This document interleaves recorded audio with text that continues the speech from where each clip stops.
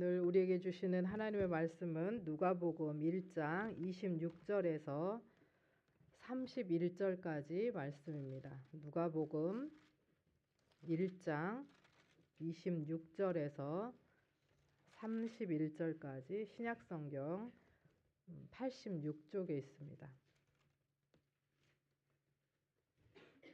누가복음 1장 26절에서 31절까지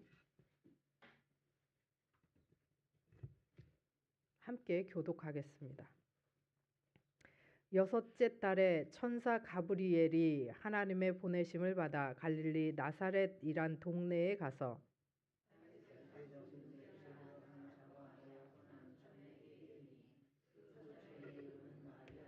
그에게 들어가 이르되 은혜를 받은 자여 평안할지어다 주께서 너와 함께 하시도다 하니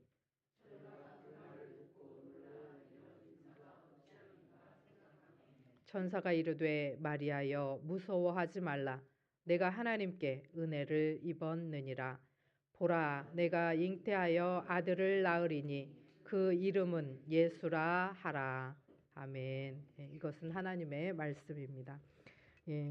오늘은 신년 말씀 사경회로 모였습니다. 오늘 말씀을 전해주실 목사님은 구은태 목사님이십니다. 굉장히 오랜만에 오셨는데요. 나오실 때 우리 할렐루야로 인사하겠습니다. 할렐루야, 반갑습니다.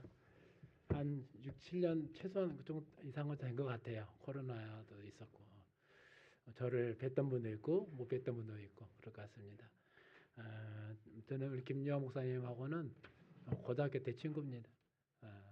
고등학교 때 친구 같이 기도 이제 했던 친구. 그 이후로 이렇게 헤어졌다가 서로 소식을 몰랐다가 어떻게 좀 알게 돼서 다시 또 우리 백만이 교회 제가 한 2번 정도 좀 왔던 것 같아요. 참 2024년도 되게 잘 살아내셔서 지금 이 자리에 있는 거겠죠. 혹시 아시는지 모르겠지만 그 정희재 시인의 당신 참 애썼다라는 시가 있어요. 혹시 아시는 분들은 그냥 거기 끄덕이시고 한번 좀 들어보실래요? 당신 참 애썼다. 나는 이제 안다. 견딜 수 없는 것을 견뎌야 하고 받아들일 수 없는 것들에 지쳐 당신에게 눈물 차오르는 밤이 있음을 나는 또 감히 안다. 당신이 무엇을 꿈꾸었고 무엇을 이뤄왔는지를 당신의 흔들리는 그림자에 내 그림자가 겹쳐졌기에 절로 헤아려졌다. 입에서 단내가 나도록 뛰어갔지만 끝내 가버리던 버스처럼 늘 한 발짝 차이로 우리를 비껴가던 희망들. 그래도 다시 그 희망을 쫓으며 우리 그렇게 살았다. 당신 참 애썼다. 사느라 살아내느라 여기까지 오느라 애썼다. 우리 옆에 사람 인사만 하겠습니다. 애쓰셨습니다. 자, 여기까지 살아오시느라 있었습니다. 2024년 우리는 참으로 엄청난 일이 있었습니다. 한 방송사에서 지난 한 해 우리나라에 있었던 그 7대 사건을 쭉 이제 했더라고요. 이제 의료 분쟁, 총선, 또 명태균 사건, 한강 노벨상, 계엄 사건, 대통령 탄핵, 제주항공. 우리 장로님 좀 그 기도하는 중에 참 진짜 하나님의 위로가 유가족들에게 있었으면 좋겠다 이렇게 하면서 공감하면서 같이 기도드렸습니다. 여러분들은 작년 지나갔던 한 해지만 가장 기억나는 것은 무엇인지 모르겠어요. 우리는 살면서 원하든 원하지 않든 여러 가지 어려움을 당합니다. 그럴 때 우리는 보통 내가 죄지어서 그런가? 내가 뭐 잘못해서 그런 건가? 하는 죄책감에 빠지기도 합니다. 그러나 이 일은 꼭 죄의 결과만이 아닙니다. 하나님의 신실한 사람들에게도 동일하게 일어납니다. 물론 첫째는 우리 죄 때문에 우리에게 어려움이 닥쳐올 수 있어요. 사실입니다. 요한복음 5장 38년 된 그 병자를 주님께서 고쳐주시고 이렇게 말씀하셔요. 14절에 더 심한 것이 생기지 않게 다시는 죄를 범하지 마라라고 이야기해요.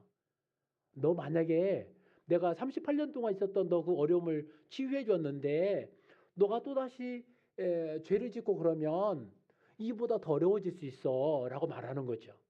그래서 다시는 이제 범죄하지 마라고 이야기해요. 그래서 때로는 우리의 그 범죄로 인해서 우리의 죄로 인해서 또는 우리의 실수로 인해서 오는 그 좋지 않은 결과들이 있을 수 있어요. 그건 사실이에요.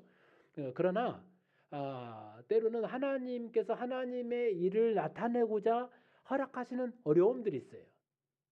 요한복음 이제 9장에 보게 되면 나면서부터 소경된 자가 있어요. 나면서부터 시각장애인이 된 거죠. 그래서 이제 예수님은 물론 시험하려고 물어보는 거예요. 예수요, 이 사람은 나면서부터 이렇게 시각장애인인데 이 당시에 그 개념은 어떤 질병에 걸린 것은 반드시 죄라는 개념 속에 있었어요. 이 당시는 저 사람 죄져서 그래 이렇게 하는 게 이 당시의 그 개념들이었어요. 그러니까 예수님은 어떻게든 엮어보고 좀 어떻게 좀 이렇게 깎아보려고 하는 심산으로 물어본 거죠. 이 사람은 나면서부터 소경인데 시각장애인인데 누구의 죄 때문입니까? 이렇게 물어봐요. 부모의 죄입니까? 사실 뭐 뱃속에서 지을 죄는 없지만 어쨌든 뭐 이 사람의 죄입니까? 라고 묻는 거예요. 그때 우리 주님께서 이렇게 말씀하셔요. 아니야, 누구의 죄도 아니야. 죄의 문제가 아니고 하나님의 일을 나타내려고 함이라 라고 해요. 요한복음 9장 3절에 보게 되면 하나님이 하시는 일을 나타내고자 위해서 이 사람은 어려부터 시각장애인이 됐고 그래서 지금 나를 만난 거고 그래서 예수님께서 시각장애인의 눈을 뜨게 만드시고 그러면서 많은 사람들이 와 진짜 사람 뭐가 있나 봐 하나님의 아들인가 봐 라고 믿게 하는 그 과정 속에 우리가 원하지 않은 일이 시각장애인이 되었다라는 말씀이지요. 그래서 여러분에게 일어나는 여러 가지 어려움들이 있을 수 있지만 반드시 죄의 문제도 아니고 또 때로는 하나님께서 여러분이 하나님의 일을 나타내기 위해서 여러 가지 어려움들을 허락해 주시기도 하고 또 여러분의 믿음을 성장시키기 위해서 허락하시기도 합니다.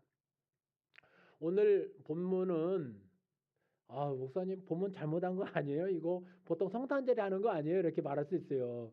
성탄절에 하는 말씀 1년에 한 번 정도 이렇게 볼까 말까 하는 이렇게 말씀이죠. 본문 9절이 오늘 이제 본문 여러분 잘 아는 말씀이에요. 요셉하고 마리아가 이제 혼인을 하기로 하고 이제 정혼을 하지요. 그런데 갑자기 천사가 나타나서 은혜를 받은 자여 평안할지어다 주께서 너와 함께 하시도다라고 하는 거예요. 아니 지금까지 살면서 한 번도 천사를 만나본 적도 없고 들어본 적은 있겠죠 천사에 대해서. 근데 갑자기 어떤 사람 같은 어쨌든 어떤 존재가 나타나서 이야기하는 거예요. 은혜를 받은 자여 평안할지어다. 주께서 너와 함께 계신다. 28절 보니까 처녀가 그 말을 듣고 놀라 이런 인사가 어찌하면가 생각하며 그랬어요. 이거 뭐야 이거? 여러분 갑자기 생각해 보세요. 갑자기 꿈에 나타난 게 하나님의 천사 같은 존재가 나타나서 이 얘기를 했단 말이에요. 얼마나 놀라겠어요. 여러분 갑자기 누군가 연락이 오거나 잘해주면 좀 겁나지 않습니까? 왜 갑자기 전화했지? 보험 회사 다니나? 아니면 돈 빌려주라 그런 건가? 왜 갑자기 전화 온 거야? 그렇잖아요. 그죠? 근데 이제 마리아도 마찬가지인 거예요. 왜 갑자기 이런 인사를? 여러분 그런데 가끔 이게 그 생각나는 사람 있잖아요. 그러니까 다른 사람이 여러분에게 주는 건 잘 이제 어쨌든 잘 받으시고 가끔 여러분들이 누구 잘 지내나라고 생각나는 사람이 있잖아요. 그러면 그때 꼭 연락 한번 해주세요. 전화할 사람이면 전화로, 전화하기가 조금 그러면 문자나 카톡으로 잘 있냐고. 아마 근데 그 사람은 이거 갑자기 왜 전화했대? 라고 할 수도 있어요. 그럴 때 그냥 그렇게 이야기하세요. 그냥 갑자기 너가 생각나서, 갑자기 너가 보고 싶어서, 그냥 어떻게 지내는지 궁금해서. 여러분 이게 얼마나 그 사람에게 또 위로가 되고 이 친구가 나를 생각하고 있구나라는 것만으로도 위로가 되고 힘이 되는 거예요. 따라서 합니다. 그냥 다른 거 없어요. 그냥 이 한마디가. 그리고 하나님께서 왜 나를 이 사람을 갑자기 생각나게 만들었을까? 라고 하고 기도를 한번 해보세요. 그러면 하나님께서 여러분을 통해서 그 천사의 역할을 할 수가 있어요. 중보자 역할을 할 수도 있고요. 그 사람이 위로가 필요한지 아니면 내가 갑자기 어느 정도 약간의 여유가 생겼는데 이 사람이 그게 좀 필요한 건가? 그래서 여러분 전달자가 될 수, 축복의 통로가 될 수 있어요. 그래서 어느 날 갑자기 누군가 생각이 난다. 그냥 하세요. 그냥. 왜 전화했어? 그냥 보고 싶어서, 전화하고 싶어서 그냥 하세요. 그냥 생각난 건 아닐 거예요. 하나님께서 그 사람을 생각나게 한 것은 여러분도 하시고자 하는, 아니 뭐 아니어도 괜찮아요. 그냥 하면 됩니다. 적어도 그 사람은 여러분에 대해서 이 친구가 나를 위해서 다 잊어버린 줄 알았는데 나를 생각하고 있네, 나에 관심 가지고 있네 라고 생각하겠죠. 그러면 그 친구가 어떤 어려움이 당할 때 친구야 나를 위해서 기도해 줘 라고 할 수 있어요. 안 믿는 사람이어도 그래요. 제 친구 중에 제 시골 친구가 이렇게 세 명이 이렇게 있어요. 한 명은 의사예요. 한 명은 서울대 그 국어 교육과 다니다가 재미없다고 카톨릭 의대에 가가지고 이제 의사를 하고 정신과 의사인데 정신과 약이 되게 세잖아요. 그래서 본인이 37살에 경희대 한의대를 들어갔어요. 이 친구는 공부가 가장 쉽대요. 한 번도 재수학을 해본 적이 없어요. 그냥 37살에 정신과 의사 하면서 다시 수능 공부해가지고 경희대 하는 데를 가가지고 다 마치고 하는데 시험도 쉽지 않잖아요. 다 이렇게. 그러니까 우리나라에 어떻게 보게 되면 정신 그과 의사 하면서 그 한방계통의 의사 가지고 있는 사람은 거의 없을 거예요.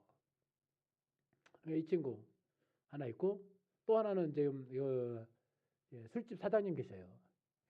술집 사장님. 그래서 다 사자예요. 목사, 의사, 사장. 그래서 이제 이번 다다음 주에 한번 좀 만나기로 했는데 이 술집 사장은 크게 사업을 이제 해요. 그 술집도 하면서 이제 이런 사업을 하는데 그 친구는 꼭 어쩌다 한 번씩 전화 와요. 그러면 그때가 언제냐면 어려움을 겪었다가 좀 회복했을 때, 야, 구 목사 나 죽는 줄 알았어. 그렇게 이야기해요. 지금은 괜찮아. 이 친구야. 목사한테는 어려울 때 전화하는 거야. 너 다 회복해가지고 쪽팔려가지고 그 친구는 쪽팔리다 생각을 해요. 사업이 망하면. 쪽팔리다 생각하지 말고 적어도 나한테는 목사한테는 너 어려울 때 전화하는 거야. 그러면 내가 어쨌든 네 친구인데 기도하지 않겠니라고 이야기해요. 근데 그 친구는 자존심이 있어가지고 이거 회복하면. 사업하는 사람 되게 신기해요. 완전히 망했는데 또 꾸역꾸역 또 살아나더라고요. 참 신기해요. 그건 아무나 못하는 것 같아요. 그렇습니다, 여러분. 누군가 갑자기 연락하거든 여러분도 잘 받아주시고 누군가에게도 여러분도 천사가 되어 주십시오. 이 여인에게, 이 처녀에게 갑자기 천사가 나타나서 은혜를 받은 자여 평안할저다. 주께서 너와 함께 하시도다 그러는 거예요. 여러분, 이 여인이 이것을 말을 들었을 때 29절 보니까 천사가 이르되 마리아여 무서워 말라라고 하거든요. 두려워하는 걸 알았어요. 이 천사도 너무 두렵죠. 내가 하나님께 은혜를 입었느니라라고 하는 거예요. 여러분 생각해 보세요. 이 천사가 이걸로만 끝나면 오케이죠. 할렐루야죠. 그렇지, 나는 은혜 받은 자지. 주님께서 함께하는 자지. 그러니까 나는 결혼할 사람도 있고 그 결혼도 하고 땡큐입니다라고 할 수 있어요. 여기까지는 감사해요. 주께서 너와 함께하셔. 평안할지다. 오케이, 좋아요. 그런데 그 다음 이어지는 말씀이 뭐냐면 보라, 내가 잉태하여 아들을 낳을 것이다라고 하는 거예요. 은혜를 받은 자의 평안할 여기까지만 있으면 얼마나 좋겠어요. 땡큐죠. 감사하죠. 그런데 갑자기 그러는 거예요. 너가 잉태해가지고 아들을 낳을 거야. 엥? 무슨 말씀이세요? 나 처녀입니다. 34절 마리아가 천사에게 말하되 나는 남자를 알지 못하니 어찌 이 일이 있습니까? 청천벽력 같은 소리죠. 나 지금 결혼할 사람이 있어요. 그런데 지금 내가 아이를 뵌다고요? 잉태한다고요? 생각해 보세요. 이게 엄청난 일인 거예요. 절대 있어서는 안 될 일이에요.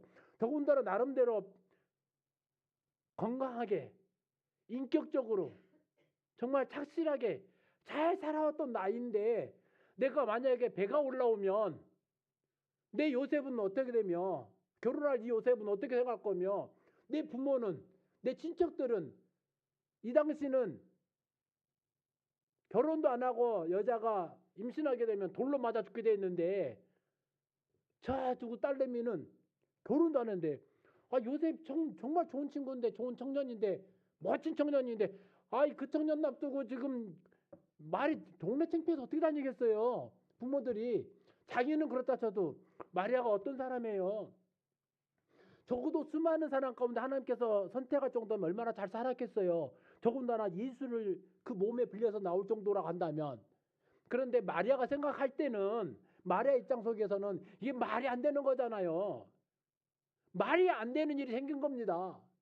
도저히 자기가 감당할 수 없는 일이 생긴 거예요.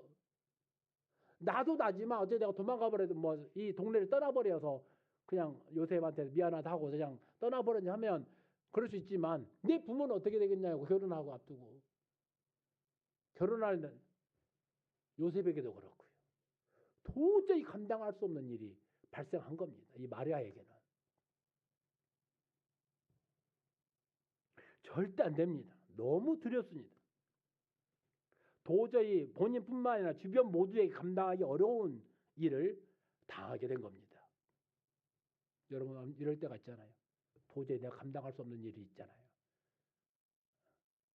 그때 35절 천사가 대답하여 이르되 성령이 내게 임하시고 지극히 높으신 이의 능력이 너를 덮으시리니 이러므로 나실 바 거룩한 이는 하나님의 아들이라 일컬어지리라. 따라합니다. 성령이 내게 임하시고 지극히 높으신 이의 능력이 너를 덮으리니 알아. 너가 감당할 수 없을 거야. 처녀의 몸으로 아이를 항다는 게 부모에게도 동네에서도 그 남편 될 사람한테 해서는 안 될 일이죠. 알아. 너 도저히 감당하지 못할 거 알아. 아는데 하나님의 성령이 너에게 임하고 그 하나님의 능력이 너를 덮게 되면 너 할 수 있어. 할 수 있어. 라고 말씀하시는 거예요. 능력이 너를 덮다라고 하는 것은 창세기 2장에서 이렇게 나오는 그 창세기 1장에 나오는 땅이 혼돈하고 공허한 가운데 성령님이 운행하시는 것과 암탉이 알을 품는 그 이야기라는 거예요. 성령님께서 너를 두려움에 있는 너를 이렇게 감싸면 성령님이 너를 덮으시면 너도 할 수 있어라고 얘기하는 거예요. 우리가 도저히 감당할 수 없는 일이 있을 때 성령이 임하고 지극히 크신 이의 능력이 너를 덮으리니 하는 거예요. 그때서야 이제 어떡하지라는 생각이 이제는 들기 시작하는 거죠. 그럴 때 36절 보게 되면 보라 내 친족 엘리사벳도 늙어서 아들을 배었느니라. 본래 임신하지 못한다고 알려진 이가 이미 6달 되었어. 그게 세례 요한이겠죠. 괜찮아. 너뿐만이 아니야. 엘리사벳도 이런 일이 있고 이런 일이 있거든 걱정하지 마라고 증표도 주셔요. 이렇게 정도 되니까 37절 마리아는 대답합니다. 대저 하나님의 말씀은 능하심이 못하심이 없으므로 마리아가 이르되 주의 여종이오니 말씀대로 내게 이루어지다 하매 천사가 떠나가니라. 아멘. 우리가 감당할 수 없는 일이 생겼을 때 여러분 받아들이세요. 어차피 혼자 발버둥 쳐봐야 더 깊게 들어갈 수밖에 없고 더 헤어나올 수가 없어요. 어차피 할 수 없어요. 감당할 수 없는 일이 있을 때 그냥 받아들이세요. 오케이. 그러면 주님 어떻게 해야 됩니까? 주님 앞에 나가십시오. 주님 앞에 나가야만 우리 주님께서 여러분들에게 힘과 능력을 주십니다. 은혜를 받은 자여 평안할지어다. 주께서 너와 함께 하시도다. 아멘. 예레미야 예가 3장에 보게 되면 이렇게 말씀이 기록되어 있는데요. 예레미야 예가 3장 31절에서 33절입니다. 제가 읽어드릴게요. 이는 주께서 영원하도록 버리지 아니하실 것임이며 그가 비록 근심하게 하시나 그의 풍부한 인자심에 따라 긍휼히 여기실 것임이라. 주께서 인생으로 고생하게 하시며 근심하게 하심은 본심이 아니시로다. 우리에게 얼마든지 근심할 수 있는 일이 있을 수 있습니다. 우리가 생각지도 못한 일이 일어날 수 있습니다. 그러나 주께서 인생으로 고생하게 하시며 근심하게 하시면 본심이 아니십니다. 아멘입니다. 사랑하는 여러분, 예수님께서 탄 배도 풍랑을 만날 수 있습니다. 아무리 큰 풍랑이 일어나도 우리 주님은 거기서 뭐 하셨어요? 주무셨습니다. 제자들은 너무 두려웠습니다. 어떻게 할 수가 없었습니다. 어떻게 보면 최고의 전문가들이죠. 어부들이니까. 그러나 자기가 해결할 수 있는 능력이 없습니다. 그때 그들이 할 수 있는 일은 주무시고 계시는 주님을 깨우는 일이었습니다. 주님 큰일 났습니다. 그때 우리 주님이 일어나셔서 뭐라 말합니까? 믿음이 적은 자들아 어찌하여 두려워하느냐. 내가 너와 함께하고 있잖아. 너희들만 죽냐? 나는 안 죽니? 믿음이 적은 자들아. 그리고 우리 주님께서 바다를 향해 명령합니다. 잠잠하라. 잠잠하라. 풍랑이 잠잠해집니다. 우리 주님이 한 말씀이면 됩니다. 주님 앞에 나가십시오. 우리 주님께서 잠잠하라. 잠잠해질 것입니다. 우리가 해야 될 일은 그러한 상황들을 뭐 방법도 없어요. 사실은 받아들이세요. 받아들일 수밖에 없어요. 그 상황을 받아들이고 이제 여기서부터 다시 시작하는 거예요. 주님 어떻게 하죠? 어떻게 해야 됩니까? 마리아가 도저히 감당할 수 없을 때 성령이 임하고 지극히 크신 능력이 덮으면 가능하다 말씀하셨는데 주님 나에게도 그렇게 말씀해 주세요 라고 하십시오. 그러면 우리 주님의 평안이 여러분에게 있게 될 것입니다. 요한복음 16장 33절 보게 되면 이것을 너희에게 이르는 것은 너희로 내 안에서 평안을 누리게 하려 함이라. 세상에서는 너희가 환난을 당하나 담대하라. 내가 세상을 이기었노라. 아멘. 은혜를 받은 백만인 교회 성도들이여 평안할지어다. 주께서 너와 함께 하시도다. 우리 옆에 사람에게 인사만 하고 기도하겠습니다. 우리 옆에 사람 인사만 하겠습니다. 평안하십시오. 주께서 당신과 함께 하십니다.